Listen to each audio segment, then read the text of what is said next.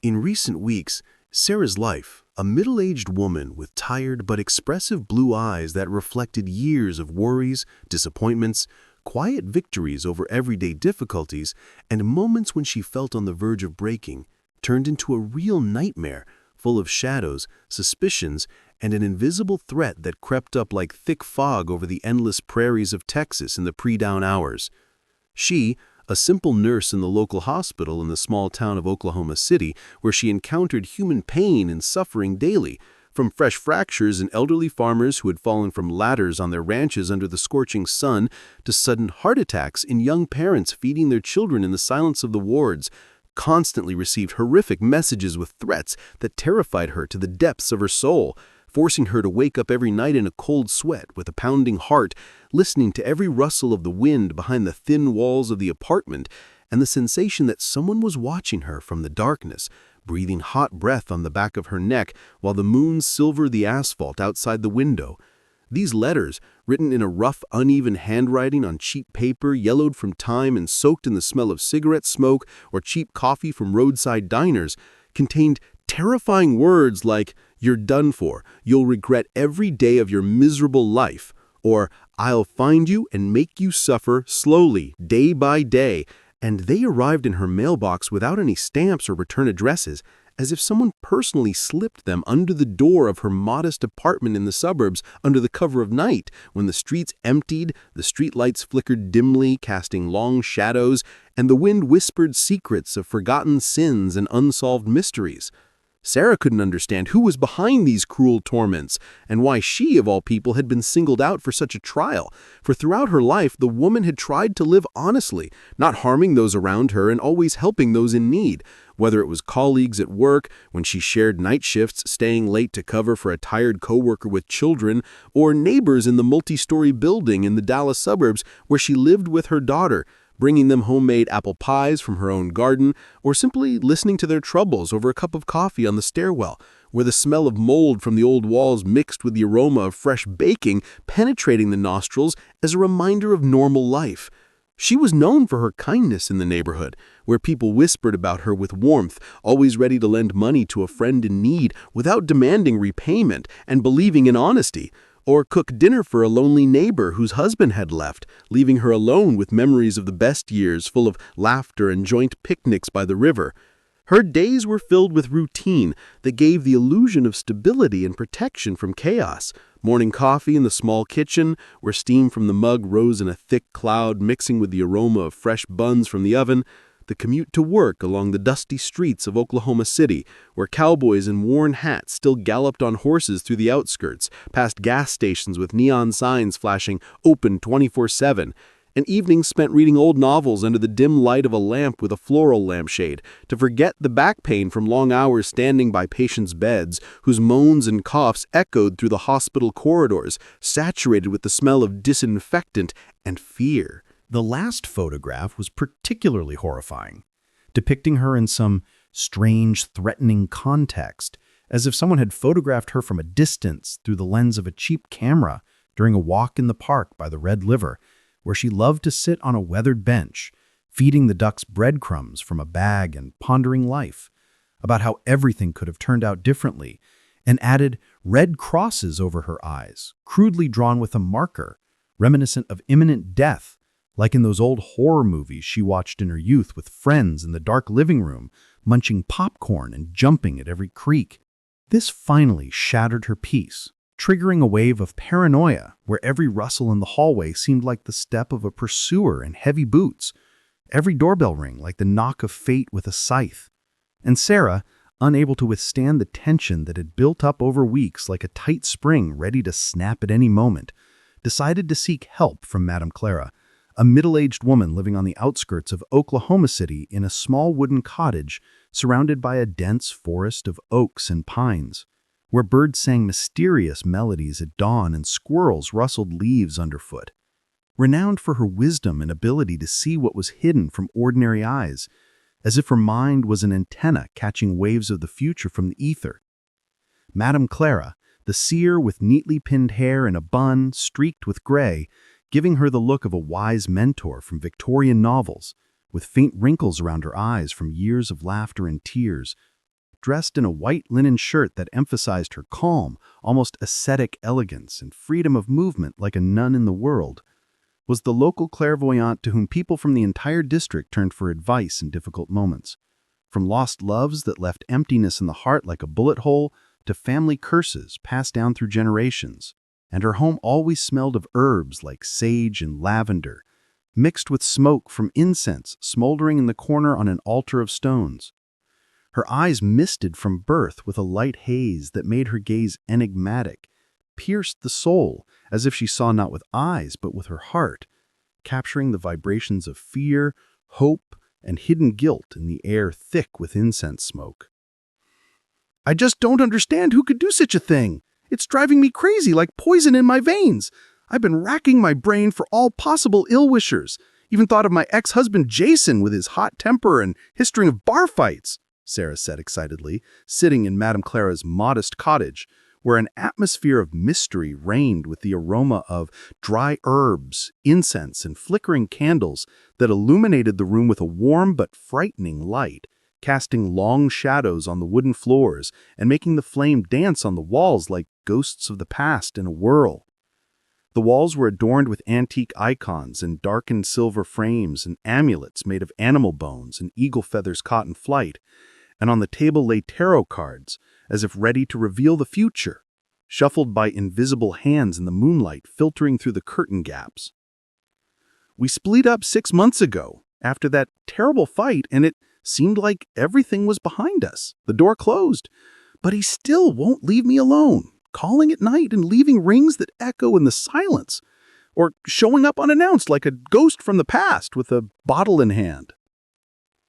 Madam Clara listened attentively, her misted eyes with a light haze piercing the soul of her interlocutor, as if she saw not with eyes but with her heart, capturing the vibrations of fear, hope, and hidden guilt in the air thick with incense smoke.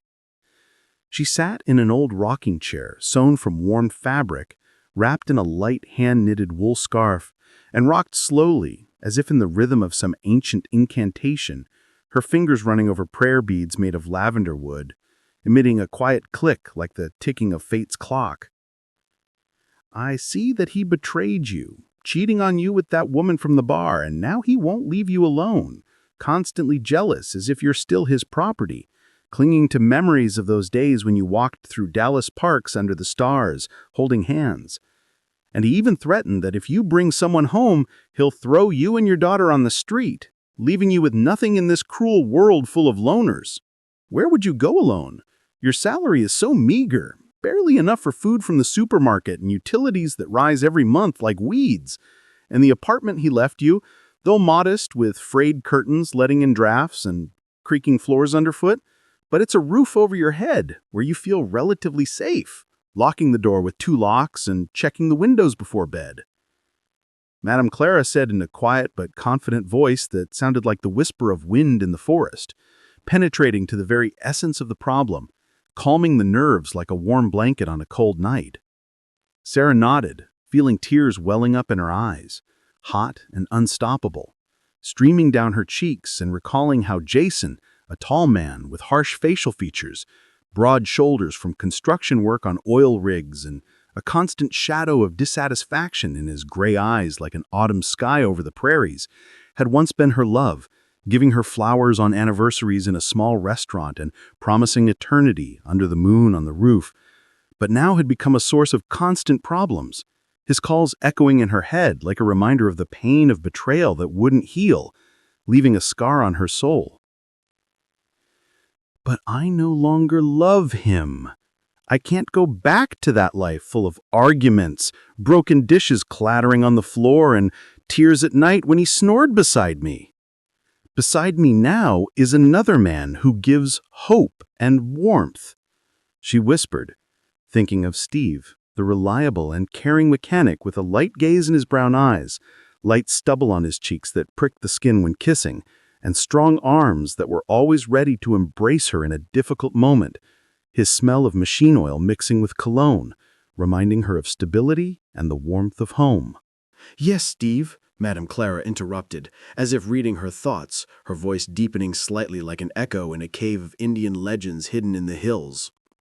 But you can't move in with him right away. You're not ready to abandon everything. He lives in a cramped dorm room in Dallas with no comfort or privacy. A shared kitchen, where it's always noisy from neighbors arguing about football over beer, and a shower that barely works, dripping cold water in the mornings, leaving rusty streaks on the skin and a chill in the bones. The woman looked at the seer in surprise, feeling goosebumps on her skin from her insight, which seemed almost supernatural, like a gift from ancestral spirits whispering in her ear. "Do you think it's Jason, my ex, with his hot temper and fists ready for a fight at any moment?" Madam Clara shook her head, her wrinkles seeming to deepen in the candle shadows, casting patterns on her white linen shirt that rustled softly. "No, it's a woman. She's of medium height, with dark blonde hair falling in waves on her shoulders and a cold, piercing gaze like a she-wolf in ambush on the meadow. It's Steve's fiancée, the one who can't let him go, clinging to the ring he returned, and her letters are full of venom like a snake bite." The words struck like thunder in a clear Texas sky, and Sarah felt her heart clench from jealousy, sharp as a knife, piercing her chest and making her breath catch. Steve's? What fiancé? He never mentioned her. Steve always seemed so sincere, with his soft smile over morning coffee and habit of bringing me flowers after work, simple daisies from the roadside store, picked on the way with dirt on the roots. Ask him yourself, but be prepared for the truth that hurts like rose thorns in the garden, Madam Clara advised, extending her hand as if touching an invisible aura, her fingers cool and dry like autumn leaves. But it's not just that woman. Her shadow is long like the night. Steve truly loves you. His feelings are sincere and deep, like the ocean of Texas prairies under the moon. But in your home, there is something that separates you, like an invisible wall of barbed wire. That very thing already separated you from your ex-husband, Jason, bringing chaos and pain into your life, destroying the family brick by brick. Sarah asked confusedly, trying to recall all the gifts and trinkets in the apartment, from old framed photos to forgotten jewelry boxes. And what is this thing? How to recognize it? Maybe some amulet from the past or a photo hidden in a drawer? I can't see it exactly, but if you don't find it, rummaging through every corner, you'll lose Steve too, and he'll fade into the shadow of the past, dissolving. Talk to him about the fiancé. Find that thing as soon as you return. When you manage, come back to me, and we'll delve deeper, light candles for the ritual. Okay, thank you from the bottom of my heart. Your words are light in the darkness. I'll definitely come, even if I have to drive through the rain and mud, Sarah replied, saying goodbye and feeling mixed emotions, hope like a spark in the dark night and fear like a cold wind blowing at her back. Madam Clara's words about Steve's fiancé deeply shocked the woman, evoking a mixture of jealousy and pain that pulsed in her chest like a wound that hadn't healed for months, oozing the poison of doubts. Returning home to her modest two-room apartment with floral-patterned worn wallpaper and Soviet-era furniture bought at a Dallas flea market where traders shouted prices under the scorching sun, she was already dialing Steve's number to get to the bottom of it, holding the phone with trembling hands, fingers slipping on the screen from sweat, her heart pounding in her temples. But unexpectedly, her ex-husband Jason appeared on the threshold, as if materializing from her worst memories of quarrels and broken hopes, with his usual bag full of tools from work on the rig, and an expression on his face that combined stubbornness and fake concern, his eyes gleaming from the beer drunk on the way. "Jason, what are you doing here? This isn't your home. Leave before I call the police," she exclaimed, trying to restrain her irritation, feeling adrenaline pulsing in her veins, speeding up her heartbeat to the point of pain. "Yeah, I decided to visit you and daughter, Victoria. Check how you doing without me, if you're not starving. And you, were you expecting someone else? Maybe that mechanic with dirty hands?" he replied, with a smile that seemed fake, like cheap shine under the sun, and stepped inside as if he had the right, his boots leaving muddy tracks on the mat soaked with street dust. Jason, a man in his 40s with short-cropped hair graying at the temples from stress and a sturdy build from heavy work on oil rigs where the wind lashes the face, had always been a jealous type, and even after the divorce couldn't let go of the past, clinging to it like an anchor in a storm, his voice booming like thunder. "Who are you to talk? It was I who caught you cheating on me with that woman from the bar, not the other way around. You betrayed me," Sarah retorted, recalling that painful day when she returned home early and saw him with another woman in their bed, the sheets rumpled in chaos, the air saturated with foreign perfume and betrayal. Jason sighed, trying to look remorseful, lowering his gaze to the floor where crumbs from last night's dinner and forgotten daughter's toys lay. "I've already paid for that mistake. Lost my job because of the scandal, sat without money. Give me a chance. Let's start from a clean slate, like in those days when we were happy, dancing to the radio in the living room until morning." "You can't glue a broken cup. The shards cut hands. And in general, I'm tired of all this, from your visits, from the constant pressure, from your promises that melt like snow in Texas under the sun." She cut him off, feeling fatigue weighing on her shoulders, heavy like a backpack with books for work. He scanned the room with a sharp gaze and noticed the bouquet of yellow flowers on the table, standing in a glass vase, filling the air with a sweetish aroma, their petals slightly wilted from time like her hopes. "You see, you didn't grieve alone for long. The little bouquet is there. You've got someone, right? That's Steve, probably, with his smile and stories." His voice sharpened, eyes narrowed in suspicion, veins on his neck tense like strings. "If I see even one man here, pack your things and get out." "This is still my apartment. I pay for it every month," he threatened, clenching his fists, his breathing quickening, reeking of alcohol. "Calm down. There's no one with me. Don't make things up. These flowers are from our Vi. Friends gave them for her birthday, just like that, to lift the mood." Sarah lied to avoid a scandal, though the bouquet was actually from Steve, and the yellow color always reminded her of the sun and hope, but now seemed like a harbinger of trouble, a warning.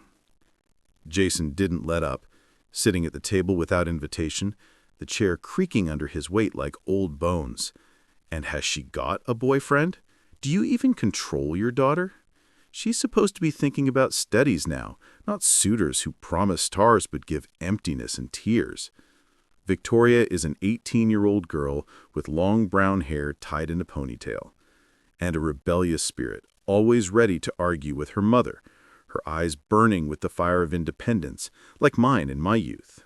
She flunked the session, that's what happened, because of these parties and procrastination when she sits on her phone for hours. If she doesn't pull herself together, they'll expel her from the college. The last year's left. And then what, without a diploma? And she constantly spends money on all sorts of trifles. Cosmetics from the supermarket with bright packaging, clothes from the thrift store where smells of other people's lives linger." Sarah promised to talk to her daughter, trying to end the conversation, her voice trembling from tension like a leaf in the wind. "Is that all? Give me peace, Jason, please. Just leave before it's too late." "Okay, I'm going, but pass on my regards to the daughter and tell her Dad misses her laughter and wants to see her on the weekend. Maybe we'll go to the movies." He said goodbye, leaving behind a heavy atmosphere like smoke from a campfire hanging in the air. That evening, Sarah couldn't get through to Steve. His phone was busy, the signal beeping into the void like a mockery. And Victoria was sleeping over at a friend's in the next district, leaving her mother alone with thoughts swirling like autumn leaves in a whirlwind. So the next day, to distract herself from the troubling thoughts buzzing in her head like bees in a hive, the woman set about a general cleaning, rummaging through dusty cabinets full of old letters and photos, and vacuuming the floor where the carpet hid cracked linoleum. In her daughter's room, cluttered with posters of favorite musicians like Taylor Swift and scattered notebooks with house sketches, she stumbled upon a warning letter from the college dean's office in Dallas. "You will be automatically expelled from the faculty for poor performance if you do not correct your grades within the deadline. A meeting with the curator is recommended. Her heart clenched from anxiety, like in a vice. "Hi, Mom. Didn't think you'd be rummaging through my stuff like a detective," Victoria said, entering with a backpack over her shoulder, her face expressing indignation, cheeks flushed from walking. "And I had no idea you'd sink so low that they might kick you out, Vi. We've invested so much in your education, nights without sleep," Sarah exclaimed indignantly, holding the letter, the paper rustling in her hands like dry leaves. "I don't like studying there, and I don't want to be a nurse like you, Mom. It's boring and exhausting. Endless nights without sleep and patients screaming in pain, echoing through the corridors," the daughter replied, throwing the backpack on the bed, things spilling out on the floor like confetti. "But we dreamed you'd become a doctor, save lives like me, but better." "That's your dream, not mine, imposed from childhood over dinner. You never even asked about my wishes, just decided for me, as always." The conversation was interrupted when the doorbell rang. It was Steve. His knock confident, but soft like his character. "Hi, everyone. It's him again. That Jason with his shadow. How you've bored me with your squabbles. I'll go to Dad instead. At least he deeps freedom and doesn't pry into the soul," Victoria threw, leaving the room, her steps echoing in the corridor, the floor creaking. Sarah sighed, looking after her, tears glistening in her eyes like dew. "Vi, we didn't finish the main thing. And please don't tell Dad about our affairs. Don't make it worse, dear." "I'll tell him, as always, Mom. The truth is the best way out. It frees," she threw, slamming the door, the sound resounding through the apartment like a shot. Later, Sarah talked with Steve in the living room, where the sun broke through the curtains, golding the dust particles in the air, dancing lazily. "You don't appeal to her much yet, but she'll get used to it over time. She's a good girl under that rebel armor." "I know. Everything will be fine, I'm sure," he assured, hugging her tightly, his warmth penetrating through her clothes, soothing. "Maybe we can talk about your fiancé? Tell me everything, no secrets, from start to finish." "Fiancé? I mean the ex, Mary. She was before you, but we broke up as soon as I realized I love you, your morning smile, and your strength in hardships that can't be broken." "How did I find out? It doesn't matter. Look, she's been writing to me for a month. 'You won't live. I'll kill you. You're done, bitch.' The messages pour in like hail." Steve apologized, his face reddening from shame, hands trembling. "I didn't think she was capable of that. Jealous to madness. I promise. I'll talk to her, dot the I's, even if it's on the phone." "Why does she do this?" "We had a week left to the wedding when I met you and fell head over heels. The world turned upside down. It turned out ugly, but you can't command the heart. It chose you. Come to me. I'm tired of hiding from the ex like thieves." "Where? To the dorm? The shared kitchen with the smell of chili and the terrible shower dripping rust on the floor? I love comfort. You know, a soft bed and silence for sleep." "I know. But it's temporary. In 6 months, I'll have my own apartment in a quiet Dallas neighborhood with a park view, and we'll be together, without compromises." Having learned the truth about Steve's ex-fiancée, Mary, a woman with a sharp gaze that cut like a knife, and ambitions that burned in her like fire in a fireplace on a cold night, who once planned a wedding with him in a small hall in downtown Dallas, decorated with white roses hanging in garlands from the ceiling and candles flickering in crystal candlesticks, casting golden glints on the guests' faces, Sarah calmed down a bit, feeling relief that her suspicions about him were unfounded, false shadows from a lantern, and now she could breathe freely, as if a heavy stone had slid off her soul, leaving room for lightness and the first glimmer of sun after a long storm raging in her thoughts for weeks, causing sleepless nights. Recalling how she sat by the window, gazing at the street where cars sped by like her thoughts, Sarah thought, maybe this is a sign that it's time to let go of fear? 2 days passed, filled with routine work at the Oklahoma City Hospital, where Sarah changed bandages for patients with their stories of falls from ladders on ranches under the scorching sun, or accidents on high-speed highways where trucks roared like beasts, listening to their complaints about joint pain that ached at night and whispered words of comfort, trying not to think about the threats hidden in her desk drawer, like bombs with the timer ticking quietly in the shift silence when the clock crawls slowly and the coffee cools in the mug.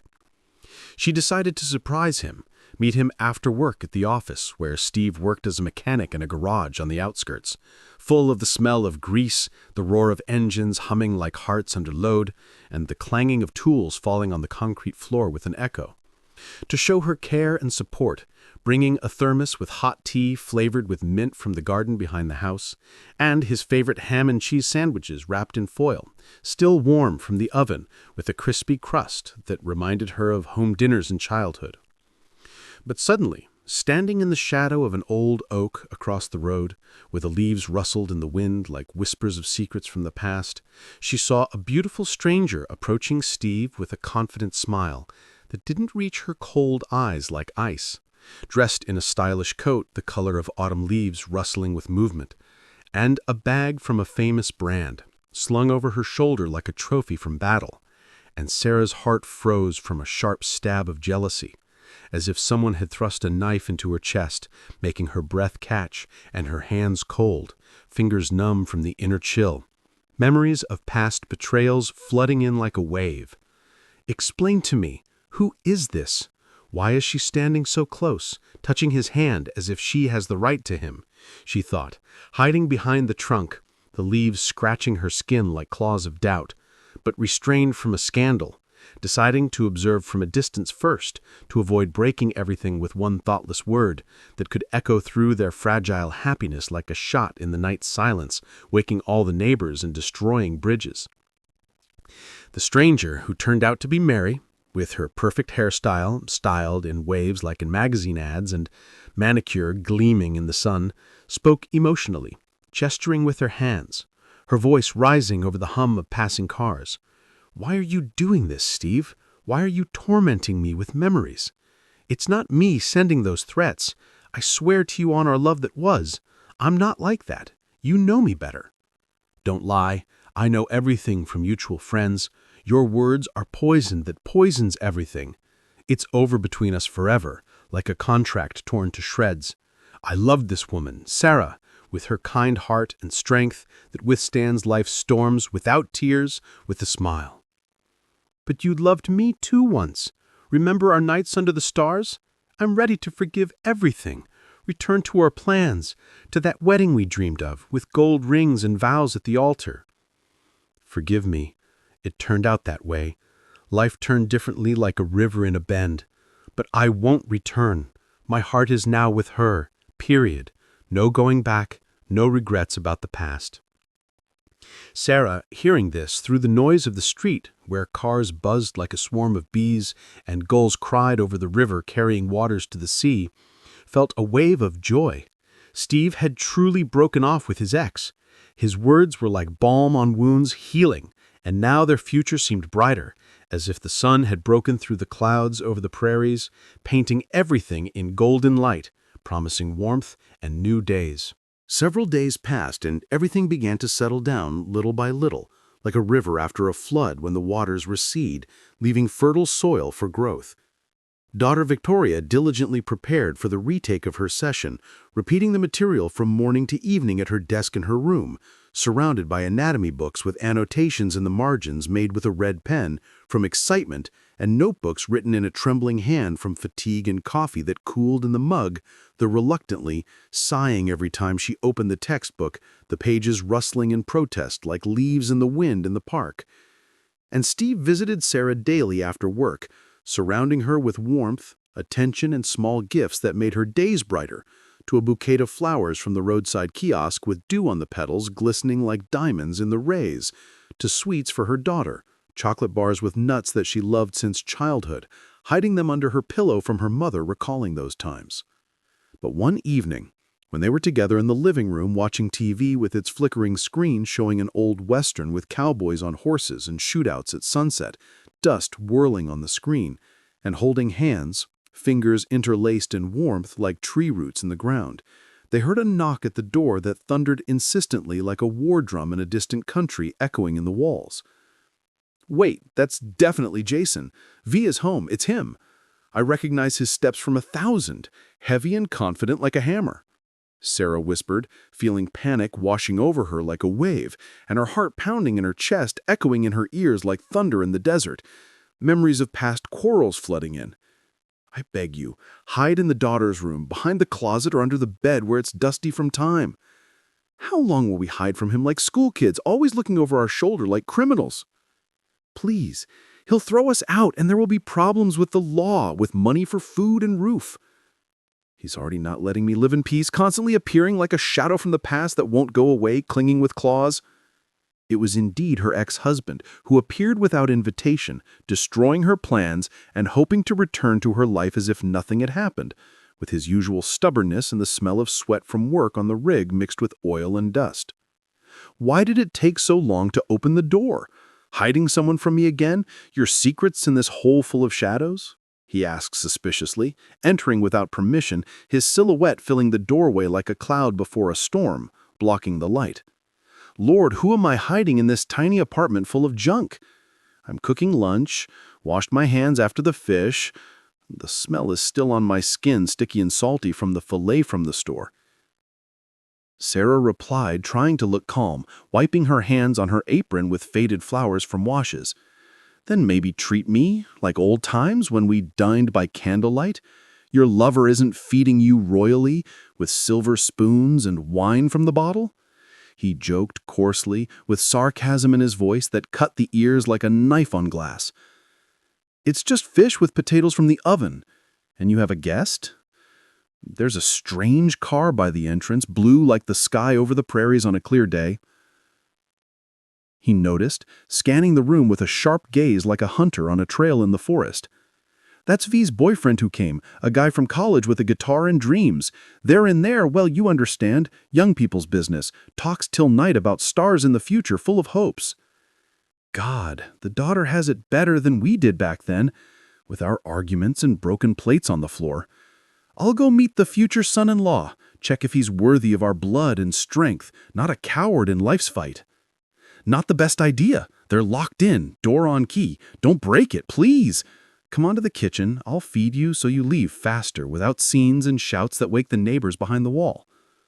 That day, Sarah barely tolerated Jason's presence at the table where they ate the fish he had prepared with herbs from the garden, rosemary and lemon. Steam rising like ghosts from the past, and even more irritated by the cheerful voices and laughter from her daughter's room, where Steve and Victoria talked about everyday things as if they were old friends, discussing music, movies, and plans for the future, their words coming muffled through the wall like music from a radio in childhood. Something's too cheerful in there, like a circus under the big top with clowns. Maybe we can have some fun too. Remember the old days, those nights in the motel with a view of the stars and city lights? When everything was simple? No, let's go to the kitchen, I'll feed you. Suddenly, Jason spilled the drink on the table, the liquid spreading in a puddle, glistening on the wood like tears in the moonlight. Oh, I'm a complete fool. Forgive me, Sarah. For everything, for every blow and word. Come back to me, I'll change, I swear on my mother's Bible. Then his phone rang, vibrating on the table like a snake in its nest, the screen lighting up. Hello? Got it. I'll be at the rig now, urgently. Sorry, accident with the pipe, oil's pouring, but we'll return to this conversation. It won't escape.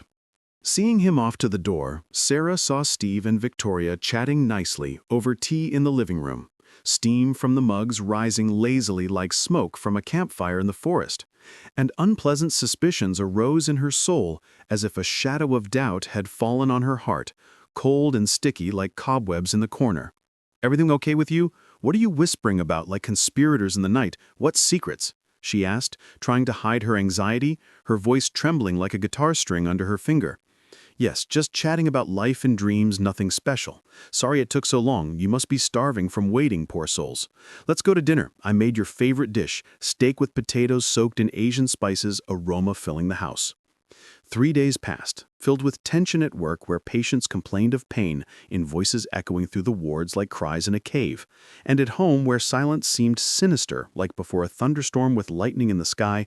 But Sarah's anxiety grew. She felt that Steve and her daughter were hiding something, as if there was a secret between them, whispered behind closed doors in a half-voice like a conspiracy against her. I need more time to understand their connection, not rushing, step by step, she thought, watching them stealthily, her heart aching from stabs like from needles. Hi, want more tea with sugar or honey from Grandma's garden? Maybe stop rushing, time to get serious, Vi, life is short like a flash. Have you retaken everything at college? Not everything yet, but almost ready, Mom, cramming at night under the lamp. Today I'm going to a meeting with friends. We'll discuss projects for the portfolio, fresh ideas. What meeting, dear? Tell me more. When does school really start without delays and excuses from life? Sorry, but today to the party, to relax after cramming, exhale like after a marathon. Vi, no parties under the moon with strangers. Medicine isn't learned in a day. You need to focus. Otherwise, it's all in vain. Years fly away like smoke. Let the girl rest. She's cramming from morning to evening, eyes red from the lamp like a rabbit's. Let her unwind, breathe fresh Dallas air. Now you're defending her, Steve, like a knight in armor? Maybe go to the party together, dance to the music like in youth remembering? What bit you today, jealousy or fatigue from shifts? Everything's clear. It's boiling inside like a volcano in the prairies. I'll go home to my den with tools and machine oil. We'll talk when you calm down without shouts and tears. In peace. Sarah suffered the whole night from jealousy that ate her from the inside like acid, eroding peace and sleep, realizing that a direct question would give nothing, because they could lie, hiding the truth behind smiles and hugs like a mask at a carnival. She needed Madam Clara's advice, so in the morning she drove to the cottage on the outskirts of Oklahoma City, the road winding through fields where cows grazed lazily under the sun, the grass swaying like waves in the ocean, the radio playing blues about lost love. Good morning. Sit on the chair by the window where the light falls. You said he loves me, but he's cheating with my daughter. It's unbearable, like a knife in the back. Twisted, she exclaimed, sitting on the chair, the wood creaking under her weight like old joints. If you'd listened to me and not clung to the apartment like an anchor of the past sinking in the swamp, everything would have been fine long ago, bright. Take the thread from the herb basket. Think of your daughter and Steve. Pull it tight. Feel the tension. There's no connection between them. The thread breaks easily like cobwebs under a finger. But there's a secret they can't tell you directly, fearing your pain like fire. Bring something personal from your daughter, with her energy and perfume scent, then I'll say exactly, we'll get to the root. And did you find that thing that separates us? No, I can't understand what shadow it is. Some gift from the past, forgotten in the corner? Recall what men gave you in life. Every item with a story. Search everywhere, in dusty corners and drawers with junk. Otherwise, it will separate you forever like a storm, felling trees. And move out of your ex's apartment because it holds you in the past like sticky cobwebs. Returning home in the evening when the sun was setting, painting the sky orange like fire, Sarah decided to find the thing at any cost. Rummaging through cabinets with cobwebs and old boxes full of trinkets and letters from past love, yellowed from time, and suddenly heard her daughter's phone conversation in her room, the voice muffled by the door. Okay, see you tomorrow. Don't be late. I'm waiting with anticipation. The facts pointed to betrayal, like compass needles to the north in a storm, and she decided to check with a trick, her heart pounding like a hammer in a forge, echoing. Steve, hi. Sorry for the argument yesterday. Come for dinner. I'll make your favorite dish with wine from the cellar, red. She thought he'd refuse, citing fatigue from the garage and oil on his hands, but he came and stayed until morning. They spent a wonderful night, full of tenderness, kisses under the moon through the window, and whispers in the darkness, bodies entwined like vines. Just coffee, rushing to work. The boss is waiting with a new car, the carburetor is acting up. But thoughts of betrayal didn't let go like a shadow at noon. So she checked her daughter's phone call log. The number was Steve's, the digits didn't lie, chilling in her fingers like ice in a glass. Good morning. How delicious. Golden hands, Sarah. The aroma beckons like a siren. She's late for the bus. Thanks for breakfast, my sunshine. See you in the evening, promise. With flowers from the garden. Sarah almost had no doubt about the betrayal, but wanted to be sure finally. So she decided to follow them, hiding in the shadows of Dallas streets where neon flickered like a spy's eyes in the night, street lamps casting stripes of light on the walls. When Sarah, Hiding behind the corner of a building with peeling paint from time and rains that flowed down the walls like tears on a face, saw Steve meeting Victoria at the entrance to the hotel with its neon sign flickering in the twilight in downtown Dallas, casting red glints on the wet asphalt after a sudden downpour, drops still glistening on the curb like diamonds. It became the last straw. Her doubts turned into conviction, full of bitterness and rage boiling inside like a volcano. And her heart tore from pain as if the world had collapsed on her, leaving ruins of hopes, trust, and illusions of happiness that seemed so close. Recalling how she trusted them, Sarah thought, how could I be so blind?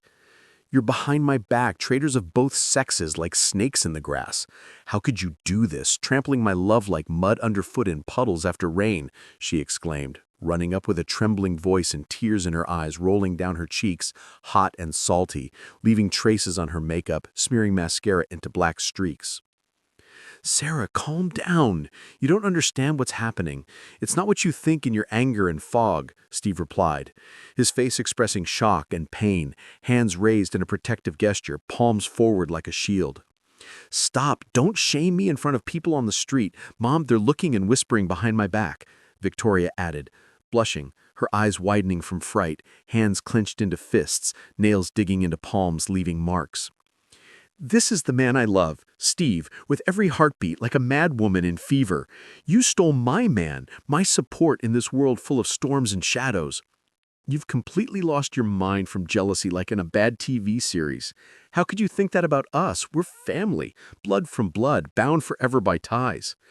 I don't want to see you ever. Get out of my life like cigarette smoke in the wind. We need to sort it out, ask calmly, without shouting in tears, sitting at the table. V, calm down. She's just a child at heart. Doesn't understand the depth. Give her time to think. A night for the soul. Enough for me, Mom. We'll talk when you calm down, without accusations and drama, like adults over coffee. Sarah was stunned by what was happening, not knowing how to live on with this pain in her heart, burning like fire in a campfire under rain, wet and crackling, and decided not to delay going to Madam Clara to find answers in her wisdom. The car sped along the highway, headlights cutting the darkness like a knife through fabric, the radio mumbling an old song about love and betrayal echoing in the cabin. This is betrayal, pure betrayal, tearing the soul to pieces like fabric, she exclaimed, entering the cottage, the door creaking piteously like a broken hope in the autumn wind. Listen carefully. Breathe deeper. Inhale the herb aroma. Calm the storm in your chest. Your daughter can't stand medicine, and you forced her into it, ignoring the tears in her eyes at night when she cried into her pillow from pressure. Now she's going to her dream, drawing paths herself with a pencil in hand and fire in her eyes full of passion. Steve is just helping her with this, like a kind friend and mentor, sharing life experience. There's no romance between them. He loves you sincerely, with that passion that doesn't fade like an eternal flame in a window lamp. And you're ruining everything with your suspicions like poison dripping into wine at dinner. What to do next, tell me, my light in the dark. I didn't find that thing you spoke of, but here, maybe this will help. Feel the aura as always. She extended her hand, the palm sweating from excitement, fingers trembling like a leaf. Give me your hands. I'll feel the vibrations like waves on water. You touched it today, this bouquet of yellow flowers, their pollen on your fingers like a mark of fate in the dust. Threw it in the trash under the rain where puddles shine? You don't know the old superstitions passed down from grandmothers to granddaughters by the fireplace with fire. You can't accept yellow flowers from a loved one. They bring separation like a curse, sowing seeds of doubt in the garden of the heart where love grows slowly. But these are my favorites. They say yellow attracts money like a magnet to iron in the field. Money has nothing to do with it. An illusion of wealth, a mirage. Your ex gave them to you on an anniversary with a smile under the moon, and you split to shreds like paper and fire. Now it can happen again if you don't stop in your fit of anger like a tornado. Don't accept yellow flowers anymore. Burn them in a ritual by the campfire under the stars with a prayer. Talk to your daughter and Steve. Find words from the heart, soft like silk sheets in the quiet night. Yes, I am messed up so much in a fit like a tornado in the prairie that they won't want to talk to me. They'll turn away from like a leper in the crowd. If you want to fix everything, you'll find words full of love and remorse like a prayer before bed. And move out of this apartment to Steve. Free yourself from the rusty chains of the past. Happiness with a loved one or an apartment. Choose wisely like at a crossroads under the stars where paths diverse forever. That day, Sarah returned home lost in thought, walking slowly along the streets of Dallas, where autumn leaves rustled under her feet like whispers of conscience and regrets for what was said, realizing that she must finally sort everything out with her daughter and Steve, but not knowing if they would want to see her after that scandal that left scars on her soul, deep and bleeding like wounds from rose thorns in Grandma's garden. However, already the next morning, when the sun was just rising, painting the sky a tender pink like flower petals at dawn, Sarah had a pleasant surprise. Her daughter knocked on her room door quietly, timidly, like a bird in a cage seeking freedom. "Mom, forgive me. I don't know what you thought at that moment, at the hotel under the neon, but everything is not as it seems in your nightmares and visions full of shadows and fears." Steve didn't appeal to me at first with his seriousness and silence like a brick wall, but then I saw him from the other side. He's a wonderful person, kind and understanding like an older brother who protects from life's storms. "So, what is really between you? Tell me, without hiding, from the soul, like to a friend," Sarah asked, sitting on the bed, the sheets crumpling under her like waves on a river. "I just shared with him my dream, the one I hid for years in notebooks under the bed from eyes, and he promised to help me get an internship as an interior designer at a firm in downtown Dallas with big windows to the park." "Designer? Mom, I've dreamed of this since I was 12, drawing room and house sketches in notebooks under the blanket with a flashlight, and I hate medicine. It chokes me like a noose tightening on my neck." "Forgive me, darling. I had no idea about this at all. I thought you wanted to follow my path, saving lives like me in the hospital with bandages and injections." It turns out Madam Clara was right in her advice. Her words are the key to the door locked for years. What other Madam Clara? This was no longer important. The main thing was the truth that bound them stronger than chains, like a thread of fate in the fabric. Later, Steve came, his steps heavy but full of determination like a Western hero on a horse. "Steve, you need to talk, sort everything out to the end, without masks and shadows of the past hanging." He extended a bouquet of red roses, fresh with dewdrops on the petals, the aroma intoxicating like wine. "This is for you, my love, a symbol of eternity." Wow, and what does this gesture mean in the morning full of light? It means never give me yellow flowers again. They're like poison in the veins, poisoning the soul. They mean separation, as Madam Clara said in her house with herbs and flickering candles. "I don't want to lose you anymore. It's the truth torn from the heart with blood and tears in the night. And I'm ready to move in with you today, to your dorm room with its creaks and smells of life full of warmth." Overcoming all misunderstandings thanks to Madam Clara's wise advice that shone like a beacon in a storm at sea, breaking waves against the rocks, Sarah and Steve made up, hugging long and sincerely, tears mixing with kisses, salty and sweet like life with its tastes. The woman finally dared and moved in with her beloved, packing things into shoeboxes and leaving her ex's apartment where so many memories, from wedding photos and frames on the shelf to children's drawings on the walls, now they gathered dust in the corner like relics of forgotten time covered in cobwebs. Next to Steve, even in the cramped dorm room with noisy neighbors arguing about sports and beer in the evenings, and a shared refrigerator humming at night like an airplane engine, she feels much happier than in her ex-husband's apartment where loneliness reigned, echoing in the empty rooms and corridors like a ghost from the past.